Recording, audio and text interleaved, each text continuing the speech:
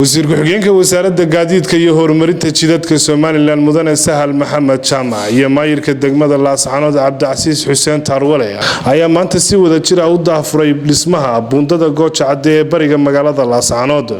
dhismahan ay waxyeelooyin gaarsiiyeen roobabkii guga ee ka da'ay deegaanadan. ugu horreyn bay suduwaha wasaaradda gaadiidka iyo horumarinta jidadka Soomaaliland ee gobolka Sool iyo agaasimaha waaxda dayactirka ee wasaaradda gaadiidka iyo horumarinta jidadka ayaa ka warbixiyay dhismahan laga sameynayo buundada. marka hore waan salaamayaa wasiir ku-xigeenka wasaaradda gaadiidka iyo horumarinta jidadka maayirka iyo shaqaalihii iyo injineeradii waxaan ku soo dhaweynayaa maayirka gaadiidka iyo horumarinta jidadka Sahal Maxamed Jaamac iyo maayirka degmada Laascaanood iyo maxaan ku dhahay suduwaha gobolka wasaaradda gaadiidka waxaa halka wada socda wasaaraddii iyo hay'addii wadooyinka anigoo ah agaasimaha dayactirka wadooyinka waxaan u nimidnay ciidii hore ayaanu halkan nimidnay waxaan u nimidnay ujeedada aan u nimidnay waxay ahayd qiimeyn iyo hubin inta wax qabta dhulka oo dhan haddii la yiraahdo ayaanu u nimidnay markaanu hubintii qaadanay waa ka maxaan ku dhahaa mas'uuliyiintu waa ka howlgaleen sidii kharash loogu heli lahaa alxamdulillah maantana waxaan rabnaa inaanu halkii maraaga wax ka qabanno oo maraagi baanu joognaa insha Allah aad cadeeyana waan tagi doonaa oo wax baan ka bilaabi doonaa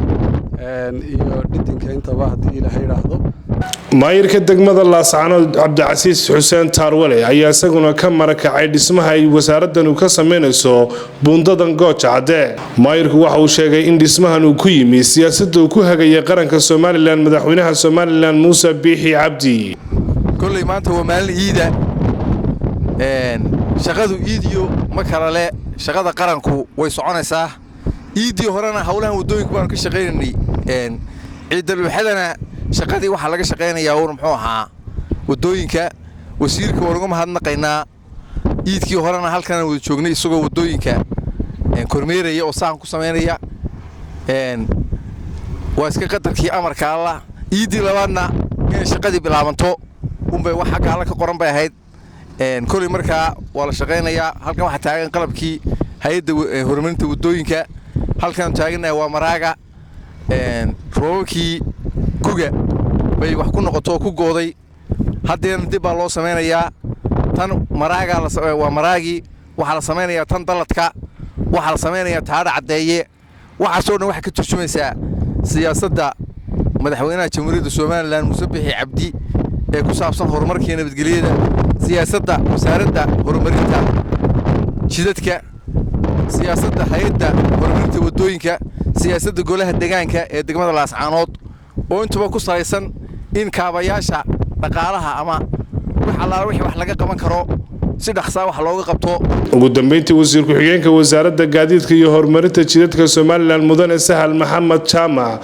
ayaa sheegay in dhismahan uu yahay dhismaha lagu horumarinayo guud ahaan gobolka Sool waxaan wasiirku sheegay inay buundadan qayb ka ahayd isu socodka gaadiidka ee gobolka Sool iyo gobolada kale dalka. wasiirku waxa uu shacabka degmada Laascaanood iyo guud ahaan gobolka Sool ugu baaqay in ay ka qayb qaataan wax kasta oo lagu horumarinayo degmada Laascaanood. inuu ku jiro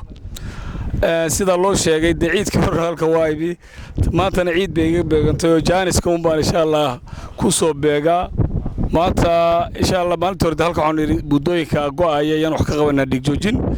waa magaalada labadeeda koone maraaga iyo dhidinka oo iyaga dhigjoojin baan ku sameynaa dhulkii biyuhu ka ibalayeen ayaanu xiranaa laamigana intii goday